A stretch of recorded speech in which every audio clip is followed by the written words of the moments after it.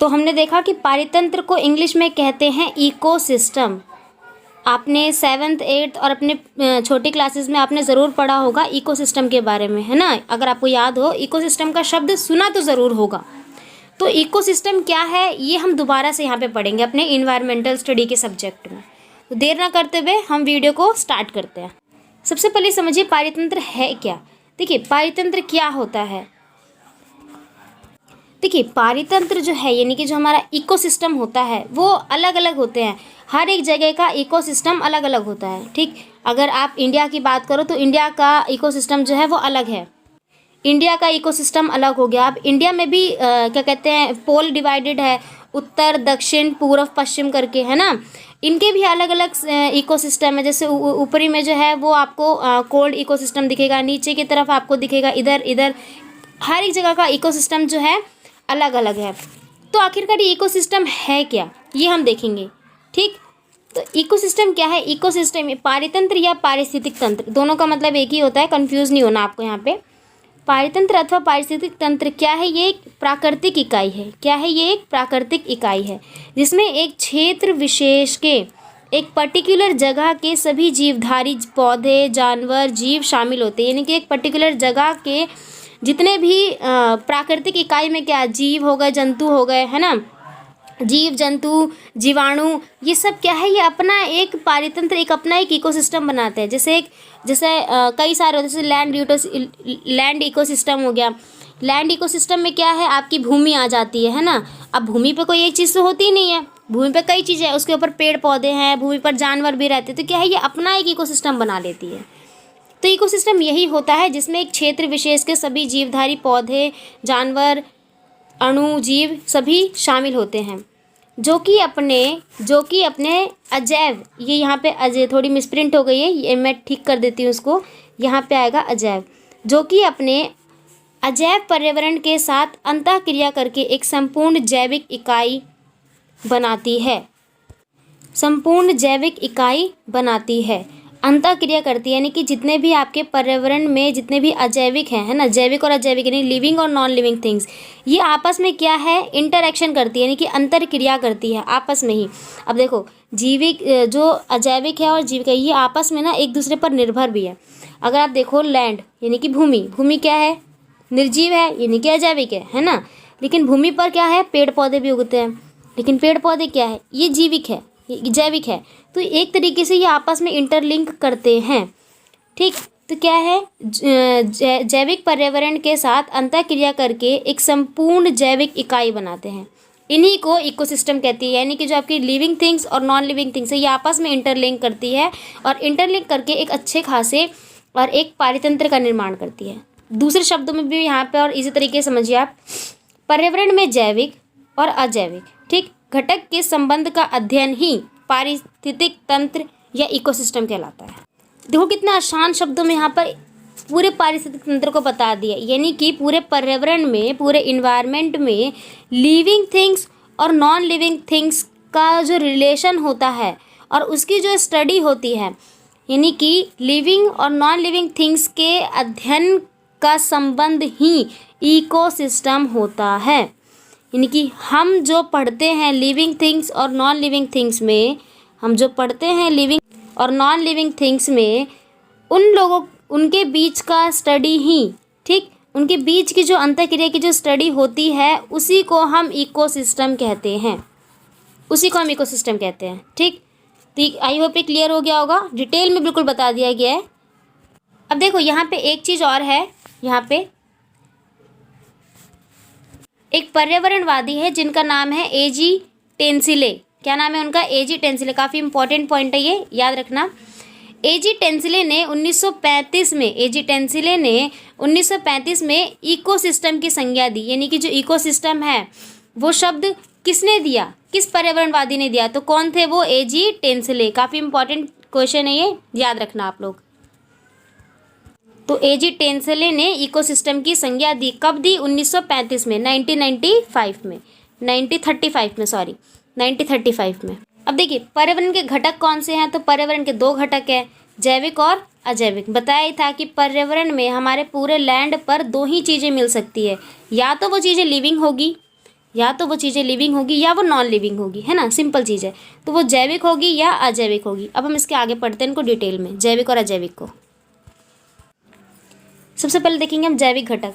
इसमें पर्यावरण के सभी जैविक तत्व सम्मिलित है, सभी जैविक तत्व सम्मिलित है। जीवमंडल के जैविक घटकों में सूक्ष्म जीव से लेकर पक्षी जगत, स्तनपायी, जलधारी, रेंगने वाले प्राणी सभी इसके अंदर आते हैं। यानी कि सिंपल चीज़ है, जैविक वो सभी घटक है जो आपस में अंतःक्रिया करते हैं या फिर जो सांस लेते हैं, है ना, अंतःक्रिया करते हैं, ये आप याद रखना, उन्हीं को कहते हैं हम जैविक। मनुष्य भी इसी जैविक घटक का एक उदाहरण है। यह सभी जीवित प्राणी अन्योन्याश्रय है क्योंकि इन्हें उत्पादक, उपभोक्ता व अपघटन की श्रेणी में विभक्त किया जाता है। उत्पादक, उपभोक्ता और अपघटन, ये आपने पढ़ा होगा। ये कंज्यूमर प्रोडक्शन, ये प्रोड्यूसर होता है, ये कंज्यूमर होता है, और ये उसको अपघटन करने वाला है, उसको कंज्यूम करने वाला होता है। ये भी आपको डिटेल में पता चलेगा, आगे हम इसमें डिटेल में बात करेंगे। देखिए, अब समझते हैं हम अजैविक घटक को। पारितंत्र में अजैविक घटकों का विशेष महत्व है। पारितंत्र के अजैविक घटक जैसे तापमान, प्रकाश, ऊर्जा, अकार्बनिक पदार्थ जैसे ऑक्सीजन, नाइट्रोजन, रासायनिक प्रतिक्रिया इत्यादि सम्मिलित है। यानी कि जितनी भी नॉन लिविंग थिंग्स है ना हमारे इन्वायरमेंट में, चाहे वो प्रकाश की ऊर्जा हो, सूरज की रोशनी हो, है ना, अकार्बनिक पदार्थ हो, चाहे वो ऑक्सीजन गैस हो, नाइट्रोजन गैस हो, कोई भी केमिकल रिएक्शन हो, ये सब क्या है, ये एक नॉन लिविंग थिंग्स है, अजैविक घटक है। देखिए यहाँ पे आपको डायग्राम के थ्रू कितने अच्छे से बताया है। जैविक घटक होते हैं और अजैविक घटक होते हैं। जैविक घटक को भी हम 3 पार्ट्स में बांटते हैं। एक होता है आपका कंज्यूमर, दूसरा प्रोडक्शन और तीसरा प्रोड्यूसर, ये होता है। अजैविक जैसे हवा, ताप, आर्द्रता, मिट्टी, वर्षा, ये सब चीज़ क्या हो गई, अजैविक में आ गई। आई होप ये क्लियर हो गया होगा। अब हम जैविक घटक को बिल्कुल डिटेल में जानेंगे, ठीक। जैविक घटक, जो जैविक था वो जैविक का पहला घटक कौन सा था, उत्पादक, है ना। तो उत्पादक को हम अच्छे से डिटेल में जानेंगे। उत्पादक ऐसे जीव है जो प्रकाश संश्लेषण की प्रक्रिया द्वारा अपना भोजन स्वयं बनाते हैं, इसीलिए इन्हें स्वपोषी जीवधारी भी कहा जाता है। ये प्राथमिक उत्पादन भी कहते हैं, जिससे पौधे, शैवाल, घास इत्यादि, यानी जैसे आपका पृथ्वी पर पौधा होता है ना, जो आपका पौधा होता है, पौधा आपने देखा होगा, पौधा अपना भोजन कैसे बनाता है, प्रकाश संश्लेषण के द्वारा बनाता है। तो क्या है, वो फर्स्ट प्रोड्यूसर हो गया। वो क्या हो गया, फर्स्ट प्रोड्यूसर, यानी कि उसने खाना बनाया है, ठीक। वह अपना खाना खुद बनाता है। अब उपभोक्ता में भी 3 श्रेणियाँ आती हैं। कौन सी, प्राथमिक उपभोक्ता, द्वितीयक उपभोक्ता और तृतीयक उपभोक्ता। ये क्या होते हैं, अब हम ये देखेंगे। प्राथमिक उपभोक्ता क्या होते हैं, ये जीव उत्पादकों पर निर्भर होते हैं। कैसे, प्राथमिक उपभोक्ता, ये जीव अपने भोजन की आपूर्ति के लिए पौधों पर निर्भर होते हैं। ये जीव अपने भोजन की आपूर्ति के लिए पौधों पर निर्भर होते हैं, जैसे टिंडा, भेड़, बकरी, खरगोश इत्यादि। यानी कि देखा होगा, जैसे टिंडा है ना, टिंडे को क्या चाहिए, टिंडे को जीवित रहने के लिए कोई ना कोई पौधे का कीट चाहिए, कोई ना कोई पौधे का कीट चाहिए, यानी कि किस पर निर्भर है, वो पौधों पर निर्भर है। तो क्या हो गया, वो प्राथमिक उपभोक्ता। जैसे भेड़, बकरी हो गई, भेड़ भी क्या है, फिर बकरी भी क्या है, घास फूस खाती है, तो घास फूस खाने के लिए किस पे निर्भर हो गई, पौधे पे निर्भर हो गई, यानी कि प्राथमिक उपभोक्ता। यानी कि अगर जिसको फर्स्ट टाइम कंज्यूम किया जाए, जैसे पेड़ है, पेड़ को किसने खाया, बकरी ने खाया, ठीक। बकरी के बाद उसको, बकरी को किसने खाया, भेड़ ने खाया। भेड़ को किसने खाया, शेर ने या फिर शियार ने खाया। तो क्या हो गया, जो पेड़ हो गया वो आपका फर्स्ट कंज्यूमर हो गया, बकरी जो हो गई वो आपका द्वितीयक उपभोक्ता हो गया, भेड़ हो गया वो आपका तृतीयक उपभोक्ता हो गया। तो इस तरीके से डिवाइड होता है। आई होप ये क्लियर हो गया होगा। द्वितीयक उपभोक्ता अथवा प्रथम मांसाहारी अपना भोजन दूसरे जीवों को मारकर प्राप्त करते हैं। यह अपना भोजन प्राथमिक उपभोक्ता से प्राप्त करते हैं। यह मांसाहारी होते हैं, जैसे भेड़िए, लोमड़ी, चिड़िया, सांप इत्यादि। अभी जो मैंने आपको बहुत अच्छा एग्जाम्पल दिया था, ये तीनों चीज़ें इसमें क्लियर हो गई है। तृतीयक उपभोक्ता और दूसरे मांसाहारी, किसी जीव प्राथमिक और द्वितीयक, यानी कि ये जो जीव है वो इस पर और इस पर डिपेंड होते हैं, तो निर्भर होते हैं, जैसे शार्क, बाज, शेर इत्यादि। अब खुद सोचो आप, अगर एक पेड़ है ना, मान लो ये एक पेड़ है, ये एक पेड़ है, इस पेड़ को खाया बकरी ने, ठीक। बकरी को खाया किसी भेड़िए ने, भेड़िए को खाया किसी शेर ने, ठीक। तो पेड़ तो हो गया प्राथमिक उपभोक्ता, है ना, पेड़ को किसी पे डिपेंडेंस, अपना भोजन खुद बनाया। बकरी को पेड़ पर निर्भर रहना पड़ गया अपने भोजन के लिए। भेड़ क्या किस पे निर्भर है, बकरी पर, यानी कि तृतीयक उपभोक्ता हो गया, है ना। अब शेर जो हो गया वो अपने भोजन के लिए इस पे द्वितीयक उपभोक्ता पे और द्वितीयक उपभोक्ता और प्रथम उपभोक्ता, इन दोनों पर ही निर्भर है, इन दोनों पर ही, तब जा कर के उसे अपना भोजन मिलेगा। अब हम अपघटन पढ़ लेते हैं कि अपघटन क्या होता है। अपघटन बहुत ही आसान है। यहाँ जीव मृत पौधे व पशुओं के अवशेषों द्वारा उत्सर्जित गैस पदार्थों का सेवन करके जीवित रहते हैं, जैसे जीवाणु, छोटे कीड़े मकोड़े इत्यादि। जैसे जब कोई जानवर मर जाता है, कई बार देखा होगा जब कोई जानवर मर जाता है तो उसके शरीर पर एक हफ्ते 3-4 दिन के बाद उसके शरीर पे फूंदी सी लगने लग जाती है ना, कीड़े मकोड़े से आ जाते हैं। तो कीड़े मकोड़े क्या करते हैं, उस व्यक्ति से या उस व्यक्ति से अपना भोजन प्राप्त करते हैं। तो क्या होगा, ये अपघटन हो गया उस चीज़ का। तो ये हमने पारितंत्र के सभी घटकों को आराम से समझ लिया, तीनों घटकों को। अब हम समझेंगे कि पारितंत्र के कार्य क्या होते हैं। देखिए, सबसे पहले हम समझेंगे पारितंत्र के कार्य क्या होते हैं। इसको कई पार्ट्स में बांटा गया, जैसे ये ऊर्जा का प्रवाह भी करता है, खाद्य श्रृंखला होती है जैसे फूड चेन, खाद्य जाल होता है, जैव भू रासायनिक चक्र होता है। इन सबको अब हम डिस्कस करेंगे वन बाय वन। अब हम पढ़ेंगे ऊर्जा प्रवाह। ऊर्जा प्रवाह कैसे होती है एक जीव से दूसरे जीव के बीच। पारितंत्र में ऊर्जा का प्रवाह को खाद्य ऊर्जा पिरामिड द्वारा समझा जा सकता है। ध्यान देना, यहाँ पर खाद्य ऊर्जा पिरामिड द्वारा समझा जा सकता है। पिरामिड में सबसे निचले स्तर पर उत्पादक को रखा जाता है। सपोज ये है आपका पिरामिड, ठीक, यह है आपका पिरामिड। इसमें सबसे निचले स्तर पर कौन है, उत्पादक, यानी कि जो प्रोड्यूस कर रहा है, ठीक, ये हो गया आपका प्रोड्यूसर। द्वितीयक व तृतीयक उपभोक्ता उत्पादकों के बाद रखे जाते हैं, यानी कि यहाँ पे आपका कंज्यूमर आएगा, यहाँ पे भी आपका थर्ड कंज्यूमर आएगा। उत्पादक प्रकाश संश्लेषण द्वारा स्वयं भोजन का निर्माण करते हैं, बिल्कुल, किंतु प्राथमिक उपभोक्ता उत्पादकों से ऊर्जा का केवल 10% भाग ही ग्रहण कर पाते हैं। क्यों, अभी मैं इसको बताऊंगी। द्वितीयक विजेता प्राथमिक उपभोक्ता के पास व्यापक ऊर्जा का 10% भाग ग्रहण करता है। इस नियम के अनुसार एक पोषण स्तर से दूसरे पोषण स्तर को केवल 100% ऊर्जा ही प्राप्त हो पाती है, फिर 10% ऊर्जा ही मिल पाती है। अब हम डिटेल में समझते हैं ऊर्जा प्रवाह को। देखिए, ये है आपका पिरामिड। इस पिरामिड में सबसे पहले क्या है, आपका प्राइमरी प्रोड्यूसर आएगा, यानी कि पहला उत्पादक आएगा, फिर उसके बाद प्राइमरी कंज्यूमर आएगा, फिर सेकेंडरी कंज्यूमर, फिर थर्ड कंज्यूमर, है ना। मान लो पहले कंज्यूमर के पास 100% ऊर्जा थी, है ना, 100 या फिर 1000 मान लो आप, 100% उसके पास ऊर्जा थी, ठीक, 100% इसके पास ऊर्जा थी। पहला प्रोड्यूसर कौन था आपका, पेड़, पौधा हो गया। पौधे को मिली 100% ऊर्जा। किसी पौधे को खाया बकरी ने, ठीक, किसी पौधे को खाया बकरी या फिर भेड़िया, कुछ भी बोल लो आप, है ना, बकरी या फिर खरगोश, बकरी ने खाया, ठीक, 100% प्रोड्यूसर को मिली। अब इसका 10% भाग ही इसमें ट्रांसफ़र हो जाएगा, ठीक, 10% भाग इस पर जाएगा, ठीक, किसके पास, जो आपका प्राइमरी कंज्यूमर होगा। अब बकरी को किसने खाया, बकरी को खाया किसी भेड़िए ने, इसके पास कितना था, 10%, ठीक, 100% का एक इसमें 10% डिवाइड होता है। 100% मिला पेड़ को, ऊर्जा की बात कर रही हूँ मैं, 100% मिला पेड़ को, प्राइमरी कंज्यूमर को उसका 10% मिला, ठीक, यानी कि उसका 10वां भाग मिला। अब सेकेंडरी कंज्यूमर को उसका 10वां भाग 1% मिलेगा। अब इसका जो एंड कस्टमर है उसको 0.1% मिलेगा, उसके ऊपर 0.1% मिलेगा, उसके ऊपर 0.1% मिलेगा। यानी कि ये देखो, जिस तरीके से चीज़ें जो है अपघटन में चलती रहती है, 1 बाय 1 जीवों तक पहुंचती है, ऊर्जा का जो संचार होता है वो धीरे धीरे कम होता चला जाता है, आई होप ये क्लियर हो गया होगा आपको। एक बार और मैं बता देती हूँ डिटेल में।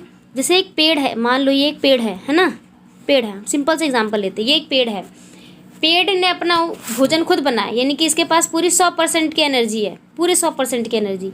अब पेड़ को किसने खाया, बकरी ने खाया या फिर खरगोश ने खाया, किसी ने भी, है ना। अब जब बकरी ने खाया तो कुछ ना कुछ तो ऊर्जा ये पेड़ इसको देगा ना भाई, कुछ ना कुछ तो देगा। तो बकरी ने जब इसको खाया तो इसने इसका 10% दिया, ठीक, 10% दिया बकरी को, ठीक। अब बकरी को खाया भेड़िए ने, अब भेड़िए ने खाया तो बकरी भी तो उसको ऊर्जा का कुछ ना कुछ प्रदान करेगी, ऊर्जा कुछ ना कुछ तो देगी ही देगी। जब भेड़िए ने इसको खाया तो इसका 10% मिला, यानी कि 10 का 1%, 10 का 10% कितना होगा, 1%। अब भेड़िए को जब शेर ने खाया तो शेर के पास इसका भी 10% पहुँचेगा, कितना, 0.1% पहुँचेगा। अब शेर को किसी अदर पर्सन ने खाया तो उसके पास 0.1% पहुँचेगा। तो इस तरीके से ये ऊर्जा जो है ना जीवों के ऊपर 10% से जो है घटती चली जाती है। यही आपका ऊर्जा प्रवाह है, यानी एक जीव से दूसरे जीव के बीच ऊर्जा का प्रवाह कैसे होता है। आई होप ये क्लियर हो गया होगा आपको। अब हम पढ़ेंगे खाद्य श्रृंखला को। खाद्य श्रृंखला यानी कि फूड चेन। पारतंत्र में सभी जीव जीवित रहने के लिए एक दूसरे पर आश्रित है। बिल्कुल सही बात है, आश्रित है। हाँ भाई बिल्कुल। प्रत्येक जीव अन्य जीवों का भोजन करते ही हैं। इस प्रकार एक खाद्य श्रृंखला निरंतरता चलती ही रहती है। कोई भी खाद्य श्रृंखला उत्पादकों से शुरू होकर उत्पादकों के और निश्चित क्रम पर समाप्त होती है। देखो डायग्राम के थ्रू आप अच्छे समझाओगे। ये आपका वाटर वाला लैंड है, हम यहाँ समझते हैं। ठीक, हम यहाँ समझते हैं। जैसे क्या था, ये पौधा था, पौधे को खाया टिंडे ने। ठीक, टिंडे को खाया किसी खरगोश ने, चूहे ने, किसी चूहे ने खाया। चूहे को खाया सांप ने, सांप को खाया बाज ने, बाज को कोई भी जानवर खा सकता है, भेड़िया ये सब भी खा सकता है। इनकी ये देखो, टिंडा अपने भोजन के लिए किस पे निर्भर है? पौधों पे। चूहा अपने भोजन के लिए किस पे निर्भर है? किस पे निर्भर है? टिंडे पे, छोटे जीव कीट भक्षियों पे। सांप अपने भोजन के लिए किस पे निर्भर है? चूहे पे। बाज अपने लिए भोजन के लिए सांप पे निर्भर है ना। इसी तरीके से अन्य जीव भी होंगे जो इस पे निर्भर होंगे। तो इस तरीके से क्या है, ये जो चेन है वो चलती ही रहती है। इसी को कहते हैं हम फूड चेन। आई होप ये क्लियर हो गया होगा। अब हम पढ़ेंगे जैव भू रासायनिक चक्र। जैव भू रासायनिक चक्र, यहाँ पे भूरे नहीं आएगा, यहाँ पे भू है, भू। ठीक, यहाँ पे थोड़े मिसप्रिंट हो गया, यहाँ पे आएगा भू रासायनिक। भू रासायनिक यहाँ मैं लिख देती हूँ, भू रासायनिक या फिर भू रसायन। भू रसायन हमारी पृथ्वी के धरातल में कुछ रासायनिक तत्व होते हैं। भू रसायन में यानी कि जो आपकी भूमि है ना, भूमि में क्या है, कुछ रासायनिक तत्व है, बिल्कुल है, जिसे भू रसायन कहा जाता है। जैसे potassium, sodium, calcium, magnesium, phosphorus और खनिज। क्या है, हमारी भूमि में कई तरीके के तत्व मौजूद होते हैं। पोटेशियम, सोडियम, मैग्नीशियम, कैल्शियम, ये चीज़ें क्या है, एक तत्व है। कहाँ मौजूद होती है? भूमि में, हमारी ज़मीन में, लैंड में। अजैविक तत्व को पेड़ पौधों की जड़ों द्वारा ग्रहित किया जाता है, जिससे यह सभी रासायनिक तत्व जैविक रूप में आते हैं। अब इस लाइन का मतलब समझो आप, बिल्कुल डिटेल में बताती हूँ मैं क्या मतलब है इसका। देखो मान लो ये पेड़ है, ये आप लोगों का पेड़ है। ठीक, ये आपका पेड़ है। पेड़ ने क्या किया, ये ज़मीन है, ज़मीन में ही उगता है पेड़, है ना, ज़मीन में उगता है पेड़। पेड़ ने क्या किया, अपने खाने को, यानी कि पेड़ अपना खाना कैसे बनाता है? प्रकाश संश्लेषण से। पेड़ अपना खाना प्रकाश संश्लेषण से लेगा, यानी कि सूरज से, वो सूरज है, सूरज की रोशनी से खाना बनाएगा। फिर वो ज़मीन की भूमि में से कई सारे रासायनिक तत्व लेता है। ठीक, जब ये पेड़ पर उगता है तो भूमि में कई रासायनिक तत्व होते हैं जो इसके अंदर अवशोषित होंगे। किसके अंदर? पेड़ के अंदर। ठीक, पेड़ के अंदर अवशोषित होंगे। अब पेड़ को अवशोषित किया इसने। ठीक, पेड़ को अवशोषित किया, पेड़ को किसने खाया? पेड़ को, पौधों को किसने खाया? किसी टिंडे ने, फिर किसी छोटे पक्षी ने, फिर खरगोश ने। ठीक, मान लो खरगोश ने खाया। खरगोश को किसने खाया? खरगोश को या फिर भेड़िया, बकरी को किसने खाया? किसी भेड़िए ने खाया। भेड़िए को किसने खाया? शेर ने खाया। ठीक, भेड़िया फिर हिरण को शेर ने खाया। अब शेर को मान लो किसी अन्य जीव द्वारा, फिर तेंदुए द्वारा शिकार कर लिया गया, फिर मानव द्वारा शिकार कर लिया गया। चलो यही मान लो मानव द्वारा। ठीक, मानव द्वारा इसका शिकार कर लिया गया। अब क्या हो गया? शेर खत्म, या फिर इसका अपघटन हो गया। शेर की मृत्यु हो गई, ये जो भी है ना, शेर खत्म हो गया। अब शेर की मृत्यु हो गई, यानी कि उसका जो जीव है अब वो मृत है। शरीर उसका ज़मीन है, उसका शरीर जो है मृत हो चुका है पूरे तरीके से। अब उसका जब शरीर मृत होगा तो वो भूमि पर ही तो रहेगा ना, भूमि पर उसका अपघटन होगा, उसका शरीर पर कई सारे फफूंदियाँ लगेंगी, छोटे कीट भक्षी होंगे जो उसको अवशोषित कर लेगी। ठीक, अब वो क्या करेगा? ज़मीन पे आएगा, ज़मीन में दोबारा से जाएगी रासायनिक क्रिया। इनकी देखा आपने, वो पूरा चक्र जो है वो चलता रह गया। निर्जीव चीज़ क्या थी? जैविक तत्व, वो पेड़ तक गई, पेड़ से जानवरों के अंदर गई, जानवरों के बाद दोबारा ज़मीन में आ गई और फिर दोबारा से वो गई।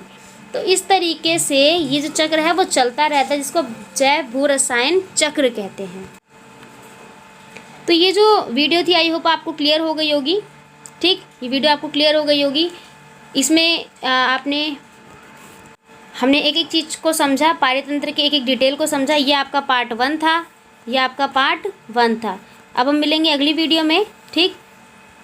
तब तक आप इस वीडियो को अगर समझना है तो 1 से 2 बार समझो, आपको डेफिनेटली समझ आ जाएगा। और जितना ज़्यादा हो सके कमेंट करें, क्योंकि आपके कमेंट से हमें मिलता है मोटिवेशन, जिससे हम और अच्छे तरीके से आपके लिए कंटेंट रेडी करते हैं।